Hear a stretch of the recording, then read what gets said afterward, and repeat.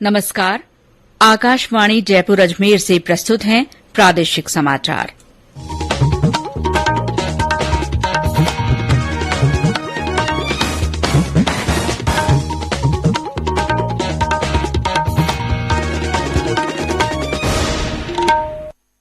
मुख्य समाचार।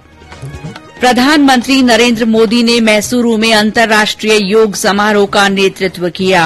कहा, योग सिर्फ व्यक्तियों के लिए नहीं बल्कि विश्व शांति के लिए है। प्रदेश में 3 प्रतिष्ठित स्थानों पर केंद्रीय मंत्री योग अभ्यास कार्यक्रम में शामिल हुए। केंद्र सरकार ने कहा, अग्निवीरों की भर्ती प्रक्रिया पूरी तरह पारदर्शी और निष्पक्ष होगी। वायुसेना में पहले बैच के लिए पंजीकरण 24 जून से। न्यायमूर्ति एसएस शिंदे ने राजस्थान उच्च न्यायालय के 39वें मुख्य न्यायाधीश के रूप में शपथ ली। और करौली जिले को एमएसएमई पुरस्कार के तहत आकांक्षी जिलों की श्रेणी में देश में दूसरा स्थान मिला।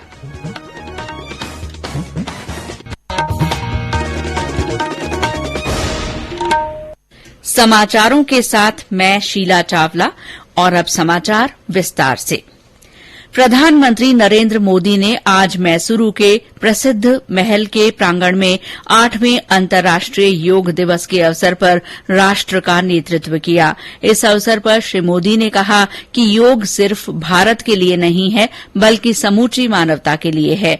उन्होंने कहा कि योग केवल व्यक्तियों के लिए नहीं बल्कि विश्व शांति के लिए है। इस बार अंतर्राष्ट्रीय योग दिवस की थीम है योगा फॉर ह्यूमैनिटी। मैं इस थीम के जरिए योग के इस संदेश को पूरी मानवता तक पहुंचाने के लिए यूनाइटेड नेशंस का और सभी देशों का हृदय से धन्यवाद करता हूं। साथियों, योग के लिए हमारे महर्षियों ने, हमारे आचार्यों ने कहा है, शांतिम योगिन विन्दति। It means yoga brings peace for us. The peace from yoga is not only for individuals. Yoga brings peace to our society, to our nations and the world. And yoga brings peace to our universe. प्रधानमंत्री ने योग के असीमित लाभ महसूस करने की आवश्यकता पर बल दिया। उन्होंने कहा कि योग एक ऐसी प्रक्रिया है जो मन के शांति को सार्वभौम शांति से जोड़ती है। उन्होंने कहा कि हमारे पूर्वज ब्रह्मांड को समझने के लिए स्वयं को जानने की आवश्यकता पर बल देते थे। आज योग उसे हासिल करने का मार्ग दिखाता है। उन्होंने सभी का आह्वान किया कि वे योग को जीवन शैली बनाएं। इस मौके पर आयुष मंत्री सर्बानंद सोनोवाल ने कहा कि योग हमारी कला, संस्कृति और परंपरा है। योग दिवस कार्यक्रम में करीब 15,000 लोगों ने प्रधानमंत्री के साथ योगासन किए।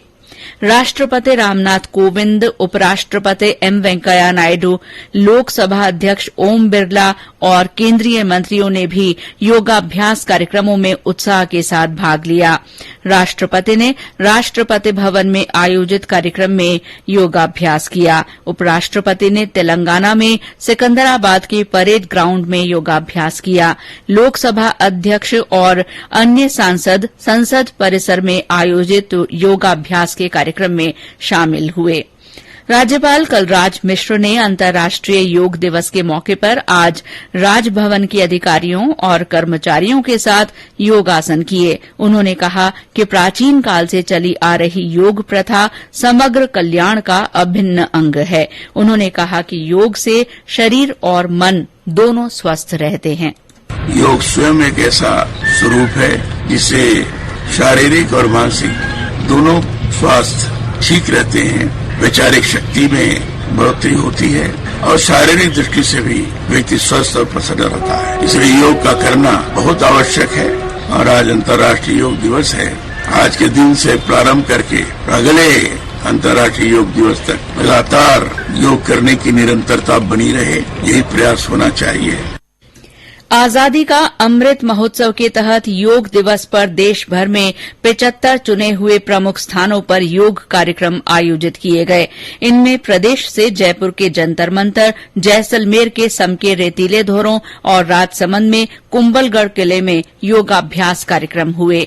जयपुर में केंद्रीय संस्कृति मंत्री अर्जुन राम मेघवाल ने योग कार्यक्रम में भाग लिया। इस मौके पर उन्होंने कहा कि योग हमारी आत्मिक शक्ति को बढ़ाता है। लोग योग कर भी रहे हैं, आसन भी कर रहे हैं, प्राणायाम भी कर रहे हैं और ध्यान भी कर रहे हैं। पूरे संसार में ज्यों-ज्यों सूर्योदय हो रहा है, योग की तस्वीरें हम सबको देखने को मिल रही है और ये भारत के लिए बहुत गौरव का विषय है। आजादी के अमृत महोत्सव पर 75 ऐसे स्थानों पर, आइकॉनिक स्थानों पर, ऐतिहासिक स्थानों पर आज योग का कार्यक्रम है। जैसलमेर में जल शक्ति मंत्री गजेंद्र सिंह शेखावत के नेतृत्व में बीएसएफ के सैनिकों, अधिकारियों और बड़ी संख्या में स्थानीय लोगों ने योगाभ्यास किया। कुंभलगढ़ किले पर आयोजित योगाभ्यास कार्यक्रम में कृषि राज्य मंत्री कैलाश चौधरी ने लोगों से योग को दिनचर्या का हिस्सा बनाने का आग्रह किया। बीकानेर में सीमा सुरक्षा बल बीएसएफ ने योगाभ्यास का कार्यक्रम आयोजित किया। इस कार्यक्रम में बीएसएफ के 250 से अधिक जवानों, अधिकारियों और उनके परिजनों ने विभिन्न योगासनों का प्रदर्शन किया। प्रदेश के सभी जिलों में योगाभ्यास के कार्यक्रम आयोजित किए गए, जिनमें बड़ी संख्या में लोगों ने उत्साह के साथ योग किया। केंद्र सरकार ने कहा है कि नई अग्निपथ योजना के अंतर्गत अग्निवीरों की भर्ती प्रक्रिया पूरी तरह से पारदर्शी और निष्पक्ष होगी। भारतीय वायुसेना में पहले बैच की भर्ती के लिए पंजीकरण प्रक्रिया 24 जून से शुरू होगी। नौसेना और थल सेना में पंजीकरण प्रक्रिया अगले महीने की 1 तारीख से शुरू की जाएगी। लेफ्टिनेंट जनरल और सैन्य मामलों के विभाग में अपर सचिव अनिल पुरी ने आज नई दिल्ली में संवाददाताओं को बताया कि भर्ती प्रक्रिया और रेजिमेंटेशन में कोई बदलाव नहीं किया जाएगा। अग्निपथ स्कीम बैलेंस करती है 3 चीजों को। एक, यूथफुल प्रोफाइल आर्म फोर्सेस का। दूसरा, टेक्निकल सैवी लोग और अडेप्टेबल लोग भारतीय सेना में आएंगे। तीसरा, इंडिविजुअल को फ्यूचर रेडी करती है। कोई भी डेमोक्रेसी जहां पे एक बहुत बड़ा ट्रांसफॉर्मेटिव रिफॉर्म आता है, वहां अलग अलग किस्म के ख्याल आते हैं, उस अलग अलग किस्म के मुद्दे उठते हैं और उसके ऊपर डिस्कशंस होती हैं। एयर मार्शल सूरज कुमार झा ने बताया कि प्रवेश प्रक्रिया, प्रवेश स्तर पर योग्यता और परीक्षा पाठ्यक्रम में किसी तरह का बदलाव नहीं किया गया है। उन्होंने कहा कि वायुसेना में सभी भर्तियां केवल अग्निवीर वायु के माध्यम से की जाएंगी। उन्होंने बताया कि अगले महीने की 24 से 31 तारीख तक देश भर में 250 केन्द्रों पर ऑनलाइन परीक्षा आयोजित की जाएगी। भर्ती प्रक्रिया इस साल के अंत तक पूरी हो जाएगी। वाइस एडमिरल दिनेश के त्रिपाठी ने कहा कि भारतीय नौसेना अग्निवीरों के लिए 25 जून को भर्ती कैलेंडर जारी करेगी। उन्होंने बताया कि अग्निवीरों के पहले बैच का प्रशिक्षण 21 नवंबर से आईएनएस चिल्का पर होगा। श्रीगंगानगर में बिहार रेजिमेंट की ओर से आज पूर्व सैनिकों के लिए कार्यशाला आयोजित की गई। इसमें कर्नल आरके गहलोत ने अग्निपथ योजना के बारे में फैलाई जा रही भ्रांति को दूर किया। उन्होंने पूर्व सैनिकों का आह्वान किया कि वे लोगों के बीच जाकर योजना के बारे में पूरी जानकारी दें। सेवानिवृत्त सूबेदार महेंद्र सिंह ने इस योजना को बहुत कारगर बताया। मेरे ख्याल से जो है अग्निपथ जो योजना है ये सबसे अच्छी योजना है और इससे बेरोजगारी कम होगी और हमारी जो आर्मी है हमेशा जंग रहेगी। उसके बाद 4 साल के बाद काफी चांसेस है दूसरी सर्विस करने के लिए और उसमें आ जाएगी। और जिसे सिविल में जाना सिविल में चल जाएंगे और रिजर्वेशन गवर्नमेंट कर रही है। बाकी सब कुछ आगे जैसे जैसे प्रॉब्लम आएगी गवर्नमेंट सोचेगी उनके बारे में और वो जो है भ्रांतियां जो है उनकी हल करेगी। ये समाचार आकाशवाणी जयपुर अजमेर से प्रसारित किए जा रहे हैं। समाचार अभी और भी हैं, लेकिन पहले ये संदेश।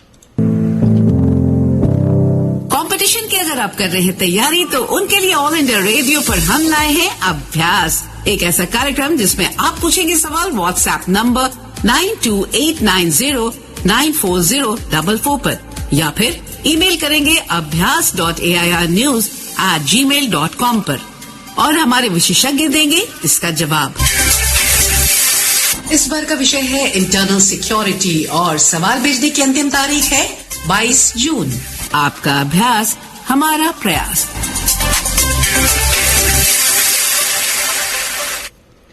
समाचारों में आपका फिर स्वागत है।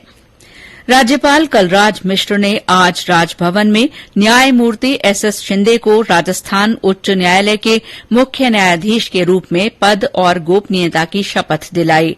न्यायमूर्ति शिंदे उच्च न्यायालय के 39वें मुख्य न्यायाधीश बन गए हैं। कार्यक्रम में मुख्यमंत्री अशोक गहलोत, विधानसभा अध्यक्ष डॉ सीपी जोशी, मंत्रिपरिषद के सदस्य, बार एसोसिएशन के सदस्य और अधिवक्ता मौजूद रहे।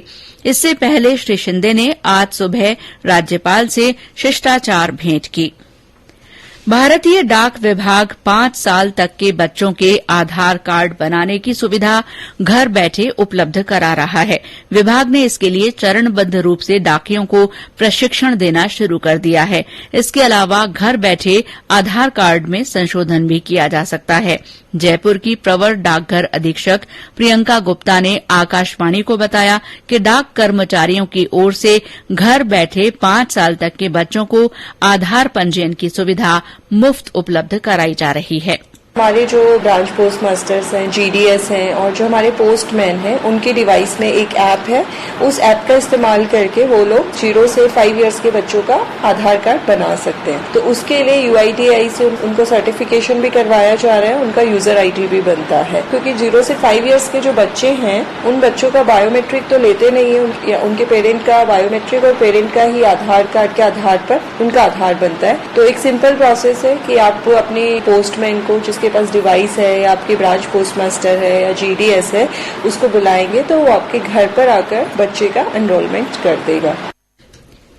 करौली जिले को राष्ट्रीय सूक्ष्म लघु और मध्यम उद्योग एमएसएमई पुरस्कार 2022 के तहत आकांक्षी जिलों की श्रेणी में देश में दूसरा स्थान मिला है।